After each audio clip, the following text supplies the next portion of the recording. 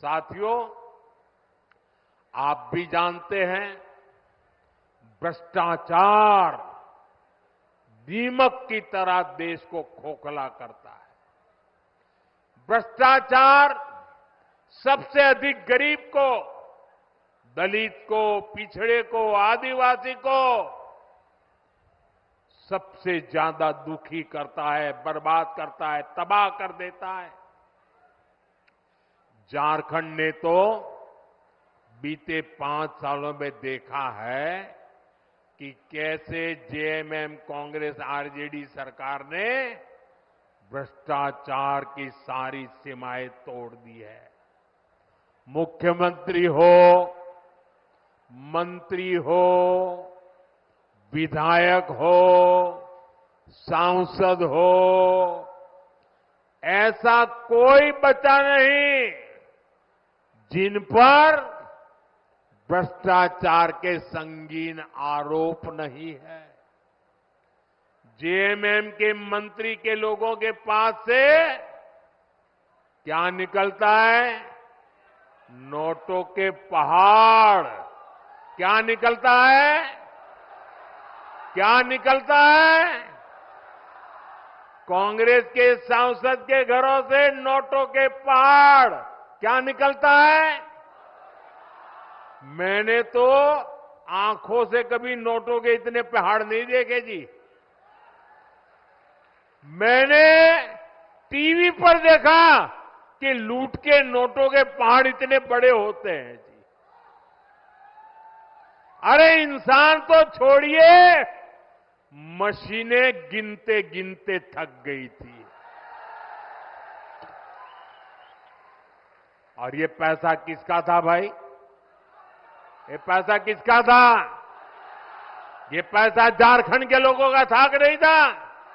ये पैसा झारखंड के नौजवान का था कि नहीं था? ये पैसा झारखंड की बेटियों का था कि नहीं था?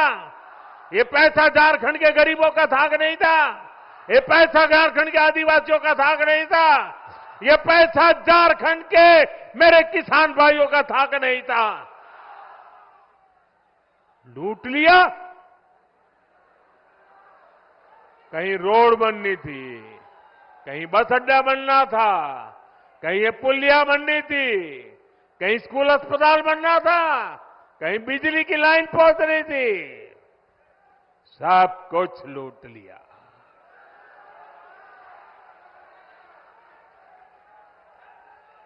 आपके हक का, आपके अधिकार का ये इन्होंने लूटा है।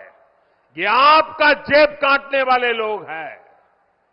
साथियों, मुझे इस क्षेत्र के भ्रष्ट जनप्रतिनिधियों की भी रिपोर्ट मिली है।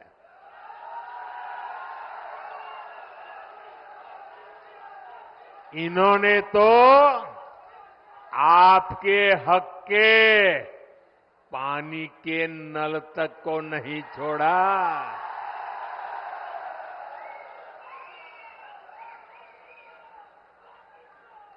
हमने हर घर जल पहुंचाने की इतनी बड़ी योजना बनाई।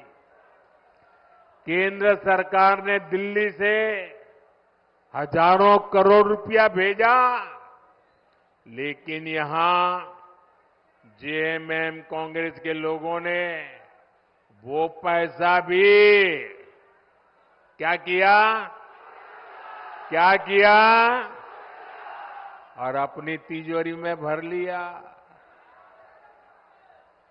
देश में जहां भाजपा सरकारें हैं, वहां अनेक राज्यों में हर घर जल अभियान बहुत सफलता से चल रहा है। लेकिन झारखंड में हमारे प्रयासों के बावजूद भी, ढेर सारे पैसे भेजने के बावजूद भी घर घर नल पहुंचाने का काम ठप पड़ा है। और अभी आपके सब नेता बता रहे थे भाषण में कि मोदी जी, गढ़वा को पानी मिल जाए ना, गढ़वा को पलायन रुक जाएगा। मैं आपकी बात से सहमत हूं।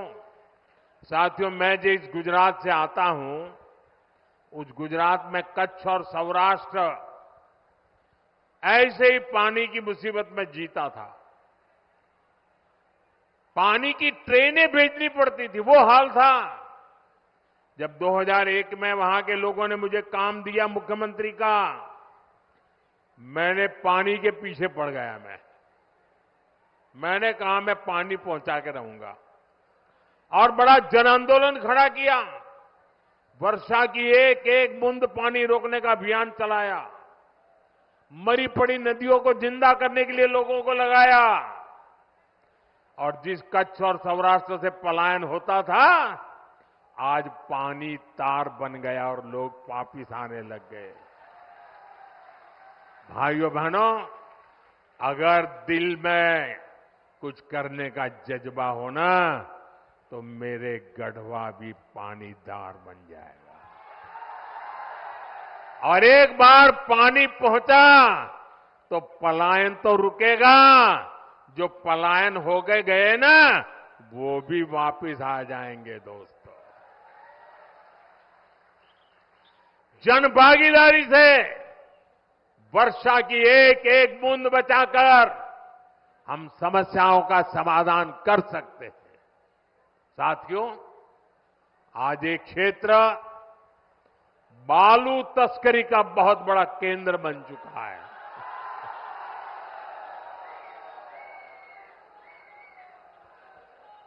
बालू बोलते ही आपको सब दिखाई दिया।